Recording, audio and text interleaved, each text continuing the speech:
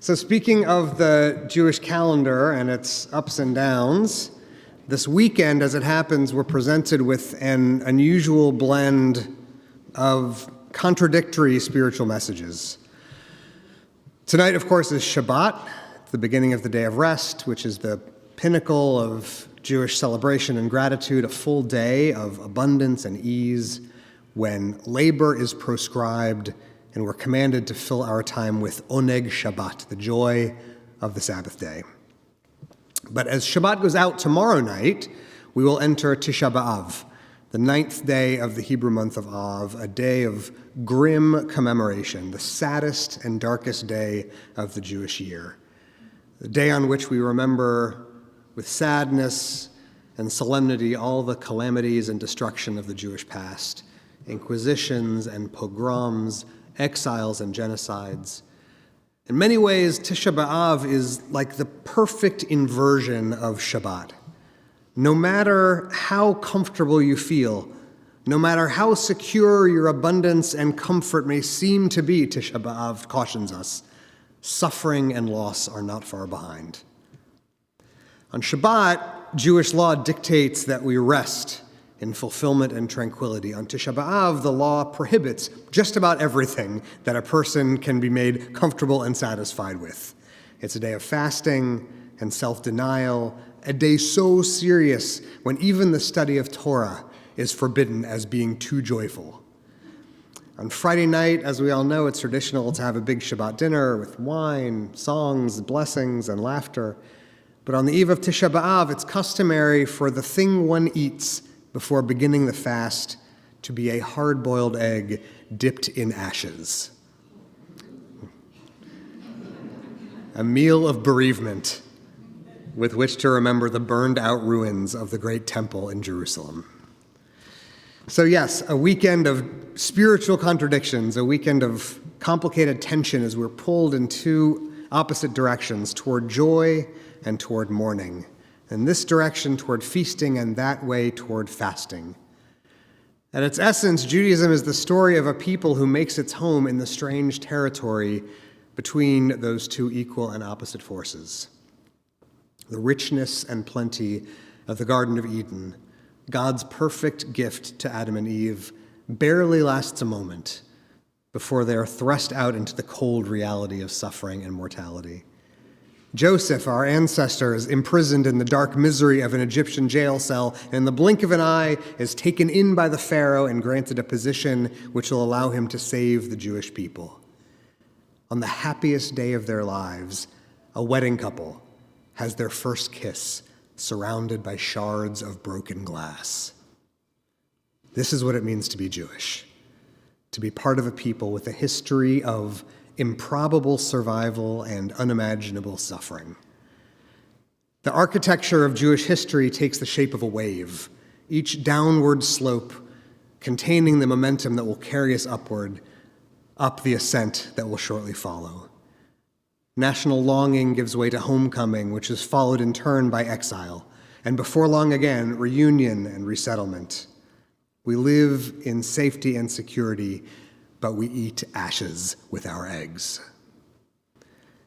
Even in our darkest times, we are forbidden to wallow so deeply in grief that we're unable to appreciate the joy and abundance of our lives. And at the same time, we can't allow our privilege to lead us to complacency or arrogance, believing that we are magically immune to the suffering that our ancestors experienced over the course of our people's long history. And if we're wise, if we are spiritually adept and perceptive, we can turn our own dark and difficult history into a newfound sense of sympathy and sensitivity for those with names and stories different from our own, those in other lands whose suffering speaks a different language from our own. Our Jewish past can be fashioned into an internal combustion empathy machine, a powerful device activated by our cyclical return to grief and resolution, each in their proper time and season. Every year when Tisha B'Av rolls back around, we're reconnected with the generations of Jews who sought comfort and companionship in times of trouble. Jerusalem weeps bitterly in the night, cries the Book of Lamentations, for there is none to comfort her.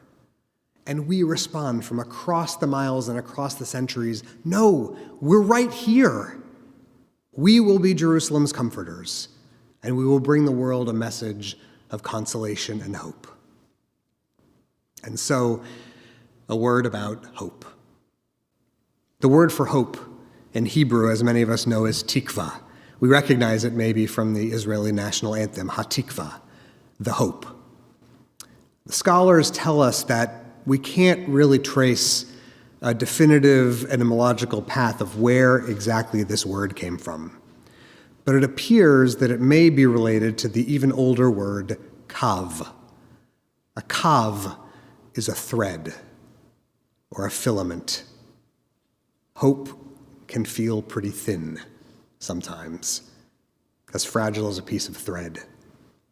And holding on to hope can feel like grasping the thinnest and most delicate filament you can imagine, but still holding on, hoping breathlessly that it won't snap. But we hold on. That is what we do year after years of eggs and years of ashes. Times of destruction when we honor reverently what we have lost, and times of great growth and promise when we reorient ourselves toward the shining border of a promised land that lies just ahead of us.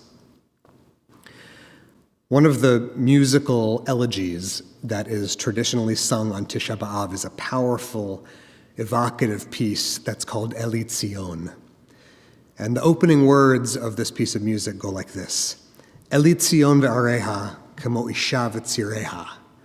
Let Zion and her cities lament like a woman racked with spasms. But that word tzireha, it doesn't exactly mean spasms or convulsions. What it means literally is labor pains, the contractions of childbirth. Zion, our land, is crying out like a woman about to give birth. We encounter our most anguished and agonizing moments just before something miraculous and new comes howling into the world. As the book of Deuteronomy begins, the children of Israel are encamped just on the border of the new home they've been promised. God's promised land just around the corner. Even after their years of wandering and weeping, they're filled mostly with a sense of anticipation and gratitude. For as long as the Jewish people has been a people, we have recognized that our experience cannot be understood without suffering.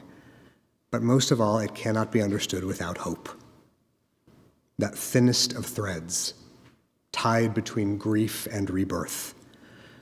And the grand, sprawling topography of Jewish history, the valley of the shadow, always widens and opens back up again, leading us to a road that climbs gently toward a sweeping hilltop vista. And when we reach that peak, when we reach that high place toward which we have been climbing, we can, with God's help, use our position at the top to gain new perspective on where we have been, where we are going, how we have been wounded, and how we can be healers. The Book of Lamentation ends with the same hope with which I end this evening.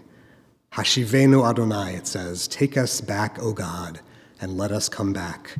Renew our days as of old. May this be God's will. May we know healing, wholeness, and great miraculous renewal. Shabbat Shalom.